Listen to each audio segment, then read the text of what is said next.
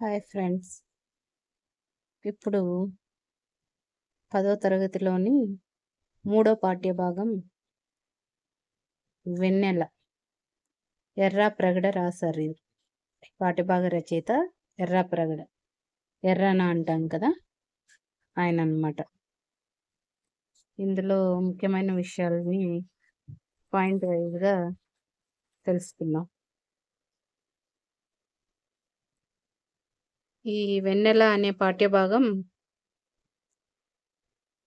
ప్రక్రియ పద్యం, ఇతివృత్తం ప్రకృతి వర్ణన, కవి ఎర్రన,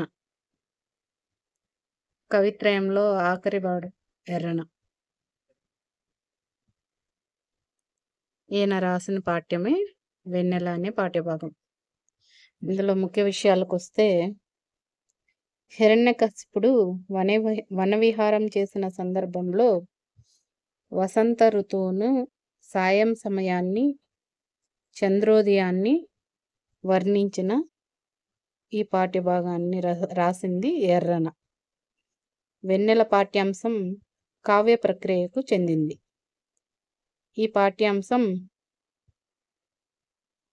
ఈ పాఠ్యాంశానికి ఆధార రచన నృసింహ పురాణం తృతీయ శ్వాసం. కవిత్రయంలో మూడవ వాడు అంటే ఆఖరివాడు ఎర్రన.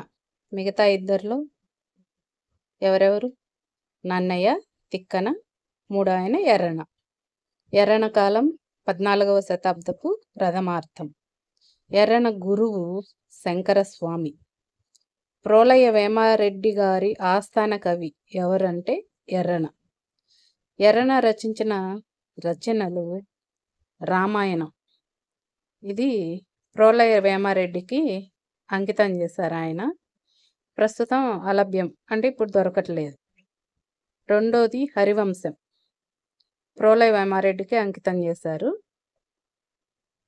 మూడోది భారత అరణ్య పర్వవేశం, రాజరాజ నరేంద్రుడికి దీన్ని అంకితం ఇచ్చారు.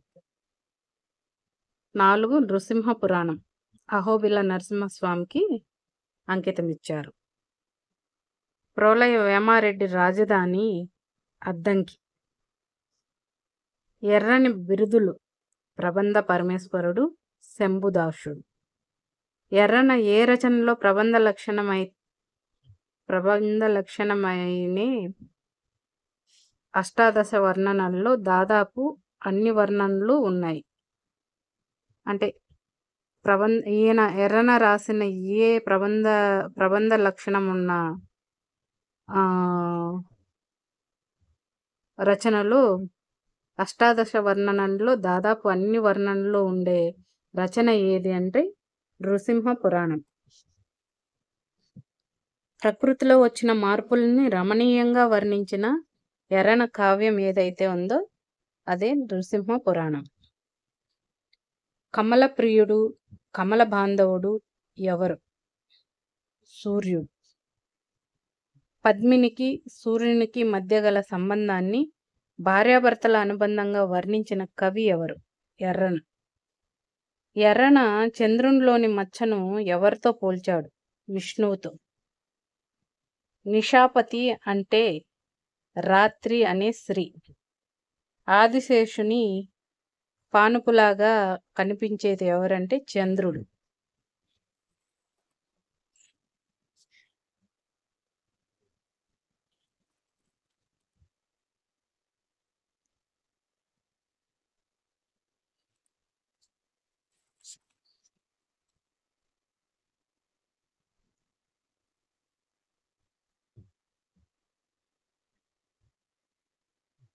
ఇది టెక్స్ట్ బుక్లోని అందమైన బొమ్మ ఇది.